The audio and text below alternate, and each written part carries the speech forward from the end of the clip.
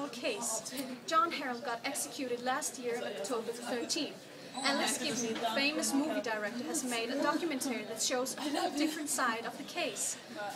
Alex Gibney made a big and important research on this case to the sake of the whole United States of America. I am going to show you a short part of the film, but I highly recommend you all to watch the whole documentary. It made me think twice about the death penalty law. Do we really stand up for people getting executed innocently? And who is to judge? Who is to judge? A man marked by his unfair circumstances, a desperate man, a loving man.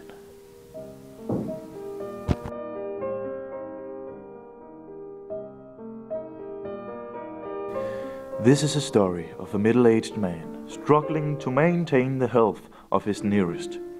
His circumstances pushed him beyond the borders of law.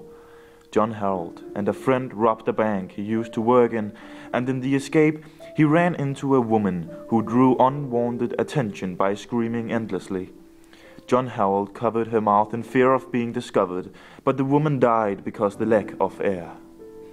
John Harold was stunned, but ran desperately away with his friend.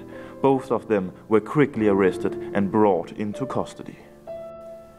John Harold was taken into custody, and while his case was ongoing, he lived in prison among other prisoners for 2 years until his judgment. At John Harold's first weeks, he was caught in despair. A middle-aged man, a good guy, troubled with worries for the prosperity of his family when the financial crisis had struck and he lost his job. John Harold was no good bank robber. He didn't wear something to cover his face. I could recognize him right away.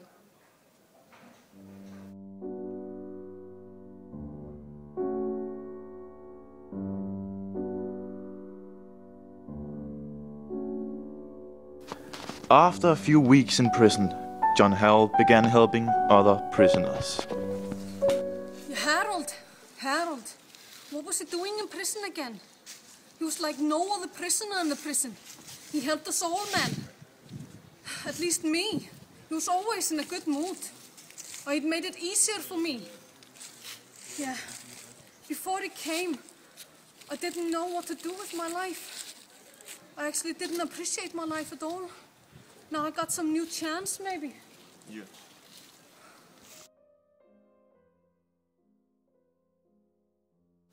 Our dear John lost his job 4 years ago as a clerk in the local bank in Manhattan, and we therefore lost a lot of money. In his hope of saving us, he robbed a bank, but was arrested by the police before he got away. Harold was one of my best hard-working employers, although sometimes he could be a bit distracted by his wife calling him many times. Unfortunately, I had to fire him. What was it, 4 years ago? I didn't fire him because of his lack of talent, but because of his bank simply had too many works at a time. He couldn't afford to pay him anymore. Actually, he wasn't the only one getting fired. But that doesn't matter now, does it? Now he's in heaven. And I'm so terribly sorry for his family. It must be indescribable hurt.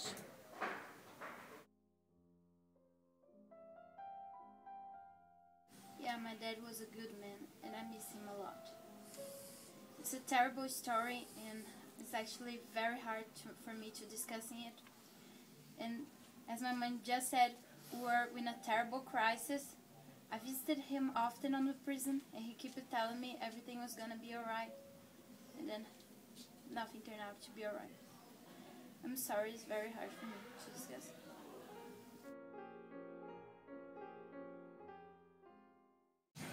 Yes, she suffered from serious asthma. When he thought he was just covering her mouth, he was actually killing her. A murder is a murder. There is no way around it.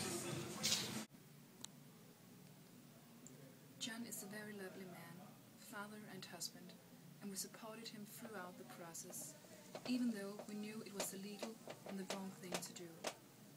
But we know he did it with a good intention. I remember one time, the big guys were trying to take my weed. They kicked me, bring me down. But then, John Harold, he came forth. He knocked them over, he called the guards, and the guards came, and they took the big guys. And they took my weed too.